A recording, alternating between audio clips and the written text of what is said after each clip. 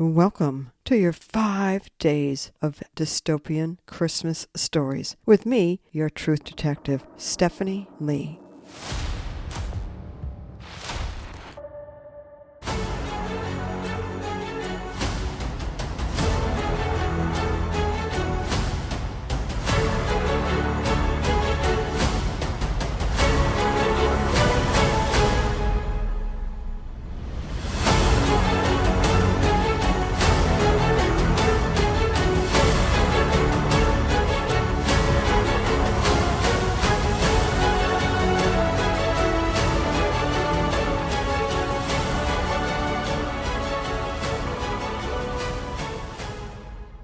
The Rebels of Christmas. In the bleak and desolate world of the not-so-distant future, I, a truth detective, trudged through the snow-covered streets of the crumbling city. It was a modern-day dystopia where hope had long been extinguished, and the remnants of humanity struggled to survive amidst the ruins. As December's freezing weather approached, I couldn't help but wonder if there was any semblance of a holiday named Christmas left in this lonely world. Yes, I remembered it faintly, but my memories were fading.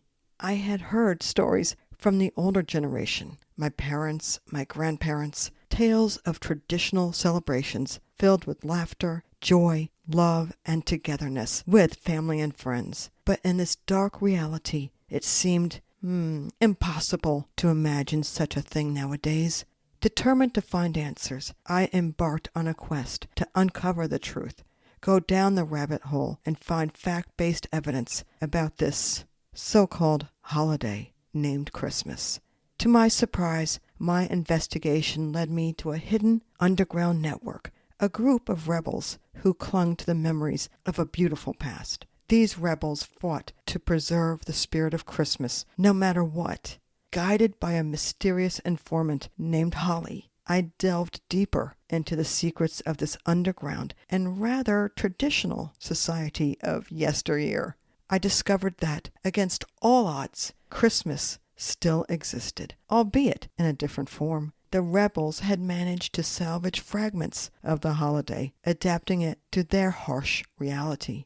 A smile, it started to form on my lips as I grew dizzy with excitement. In this world, Christmas was no longer about extravagant gifts or lavish feasts. It had become a symbol of resilience, a beacon of hope in the darkest of times. The rebels celebrated with simple acts of kindness, sharing whatever they could spare with one another. They gathered around many makeshift Christmas trees, adorned with scraps of tinsel and animal figures made from tinfoil and old newspaper, along with flickering candles with barely a wick to light them with. They sang hymns and hummed to lift their spirits, and the rebels didn't sound half bad. Maybe they weren't rebels at all, rather a group of people wanting to live a peaceful and happy existence where no violence or totalitarianism existed.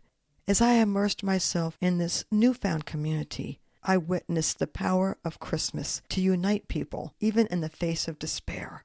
I saw the joy in their eyes as they exchanged small handmade gifts, a piece of bread, coffee, or chocolate, or a banned book wrapped in vintage stationery or newspaper tied with twine. Of course, seeing the book, I couldn't help but hearken back to a book I had read long, long ago, given to me by a girl, whose name I don't really remember.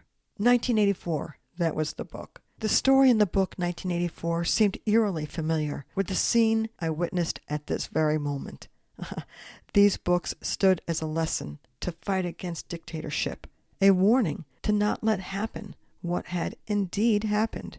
Regardless, the warmth grew in the rebels' hearts as they shared stories of their past and the strength they derived from each other's company.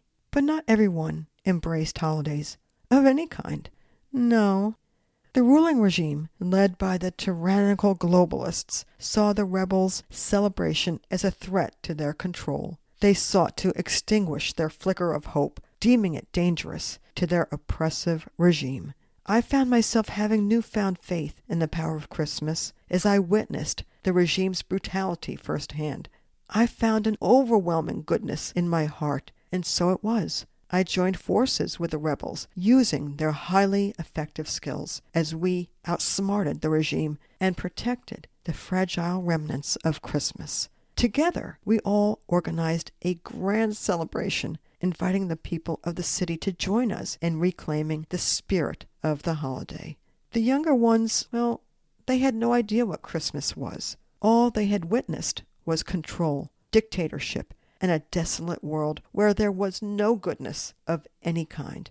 Well, we had to show them. The city came alive on December 24th, the day of Christmas Eve. The rebels inspired others to stand up against the regime, and a wave of resistance swept through the streets. The regime's grip on power began to crumble as the people, fueled by the spirit of Christmas, fought for their freedom. Ultimately, the rebels' celebration became a turning point in the battle for a better future. The New World Order dictatorship regime was overthrown, and a new era of hope began to dawn. The city, once a symbol of despair, now stood as a testament to the resilience of the human spirit.